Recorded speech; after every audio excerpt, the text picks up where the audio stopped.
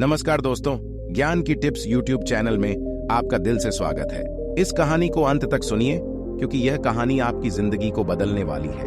एक गांव में एक किसान रहता था जिसका नाम रामू था, जो हमेशा मस्त रहता था। उसके चेहरे पर कभी किसी बात की उदासी नहीं होती और न वह कभी चिंतित दिखता। एक बार गांव में भयंकर तूफान आया। गांव के लोगों की सारी फसलें खराब हो गईं। गांव के सभी लोग बहुत चिंतित हो गए। सब अपनी फसलों को देखकर मायूस हो रहे थे। तब तक सबने देखा कि वो किसान अब भी बहुत खुश था। उसे कोई चिंता नहीं थी। गांव लोगों ने रामू से पूछा, क्या बात है रामू, तेरी सारी फसलें खराब हो गईं, तुझे अभी भी चिंता नहीं है? तू इतना खुश कैसे है? उसने कहा, इसमें उदास होने वाली क्या बात है? उसने कहा, चिंता छोड़ो भाई, हमेशा मस्त रहना सीखो, हंसते रहना सीखो। गांव वाले बोले, इसमें भला मस्त रहने जैसा क्या है? कैसे हम मस्त रह सकते हैं? हमारे तो नुकसान हो गया, फसलें खराब हो गईं, अब हम क्या खाएंगे? अपना जीविका कैसे चलाएंगे? और इसमें भला हम कैसे मस्त रहें? अब तू ही बता, क्या तुझे कभी किसी बात की चिंता नहीं होती? तू हमेशा खुश कैसे रह लेता है? उसने कहा, अरे भाई, चिंता छोड़ो, मस्त रहना सीखो। उसने कहा, ठीक है, लेकिन मस्त रहने के पीछे वजह भी तो होनी चाहिए। हमें तो चिंता हो जाती है। उसने कहा, हर चीज की चिंता, जिम्मेदारियों को चिंता। हम बच्चे थोड़े हैं कि हमेशा खुश रहे। 12 साल के बाद उनको भी चिंताएं घेर लेती है। अब तो चिंता ही चिंता है। मेरे बच्चों को पढ़ाई की चिंता है, उनके करियर की चिंता है, उनके फ्यूचर की चिंता है। मुझे उन बच्चों की खाना पीना और बाकी सारी घरेलू चीजों की चिंता है। तो भला इंसान को कैसे खुश रहे? उसने कहा, खुश रहना एक कला है और मस्त रहना अपने आप में यह सोच है। गांव वालों ने बोला, तो क्या तुम हमें यह कला सिखा सकते हो कि हम भी हमेशा खुश और मस्त कैसे रह सकते हैं? उसने कहा, हाँ, मैं तुम्हें एक मजेदार कहानी सुनाता हूँ। ध्यान से सुनो, बचपन की बात है। मैं अपने पिता के साथ एक बार जंगल के रास्ते से शहर जा रहा था क्योंकि हमें फसलों को बेचने थे। क्योंकि उस समय मेरे पिताजी काफी परेशान रहते थे। घर में बिल्कुल भी धन नहीं बचा था। अब तो फसलों को बेचना ही आखिरी हल था। जंगल जाते जाते शाम हो गई और जंगल में काफी अंधेरा हो गया। रास्ता तो दिख नहीं रहा था। उस दिन भी ऐसे ही आंधी आई थी। तब तक हमारी बैलगाड़ी का पहिया जमीन में धंस गया और हम वहीं फंस गए। पापा ने पहिया बहुत निकालने की कोशिश करी, लेकिन वो निकला ही नहीं। अंत में थक गए, हम हार गए, हमें कोई रास्ता नहीं दिखाई दिया। अब हम भूख प्यास से परेशान होने लगे और हमें डर लगने लगा।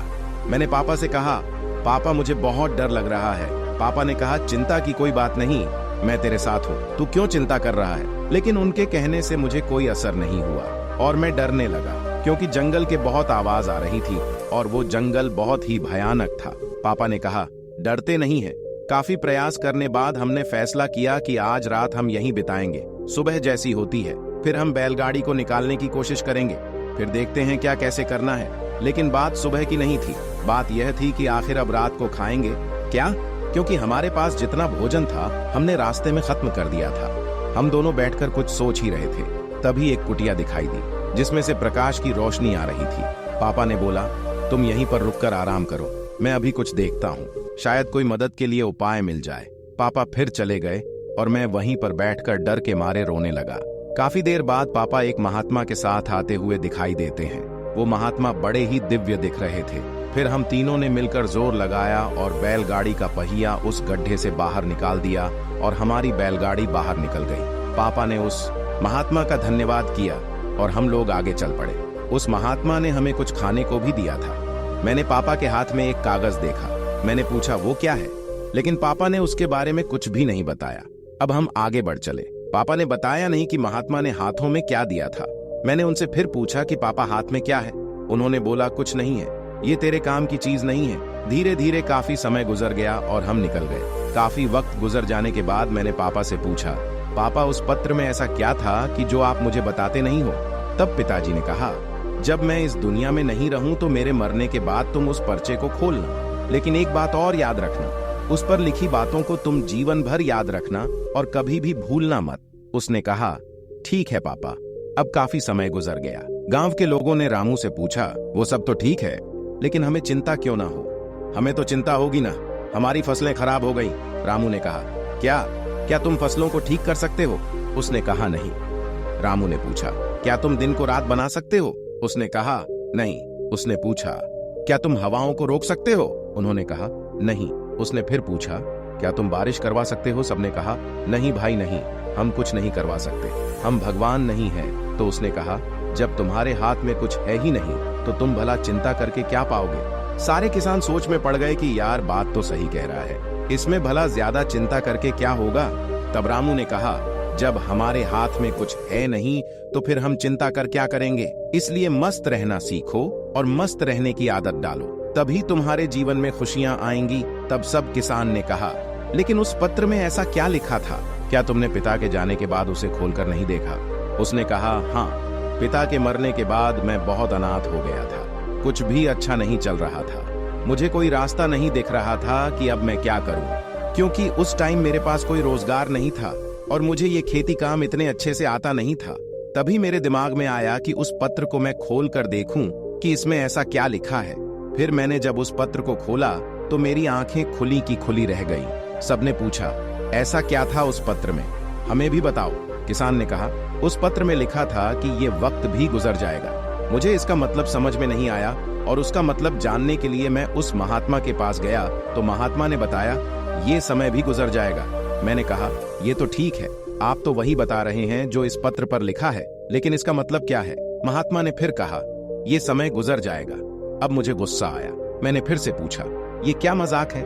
मैं इसका मतलब पूछ रहा हूँ और आप इस पर लिखी बातों को बार बार मुझे सुना रहे हैं। तब महात्मा ने कहा, तुम अभी परेशान हो, उदास हो, तुम्हें नहीं पता कि ये वक्त है और वक्त गुजर जाता है। ये हालात ऐसे ही नहीं रहेंगे, कुछ समय बाद सब ठीक हो जाएगा, सब कुछ बदल जाएगा और ये परेशानियों के बादल छंट जाएंगे। इसलिए इस बातों को याद रखो, ये वक्त गुजर जाएगा, वक्त कभी नहीं रुकता, अच्छा बुरा जैसा भी हो, वक्त गुजर जाता है। तुमको चिंता करने की कोई आवश्यकता नहीं है, तुम बस खुद को देखो, अपने हाथ को देखो और बस मेहनत करते रहो।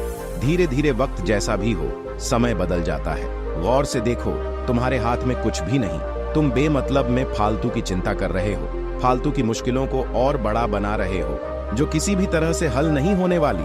वक्त अपने आप गुजर जाता है, इसलिए जो तुम्हारे हाथ में है ही नहीं, उससे भला चिंता करके क्या मिलने वाला है। इंसान को चाहिए कि वो सब्र रखें, हर वक्त में, हर परिस्थिति में, क्योंकि जिसके पास सब्र नहीं, वो कभी भी चैन से जीवन जी ही नहीं सकता। चैन से जीवन जीने के लिए इंसान के अंदर सब्र का होना जरूरी है, और सब्र तभी आता है जब इंसान इस बात को याद रखेगा कि वक्त गुजर जाएगा। तब से मेरी जिंदगी बदल गई और मैं इस बातों को जीवन भर के लिए याद करके रख लिया। अब जो कुछ भी होता है मैं चिंता नहीं करता, बस मेहनत करता रहता हूँ, कोशिश करता हूँ चीजों को ठीक कर सकूं। लेकिन जो मेरे हाथ में है ही नहीं, मैं उसको चिंता करके भला क्या करूं। इसीलिए मैं अब मस्त रहता हूं और लोगों से यही कहता हूं कि मस्त रहो, ज्यादा चिंता मत करो और ज्यादा सोचो मत। जीवन चल रहा है, जीवन गुजर रहा है और जीवन गुजर जाएगा।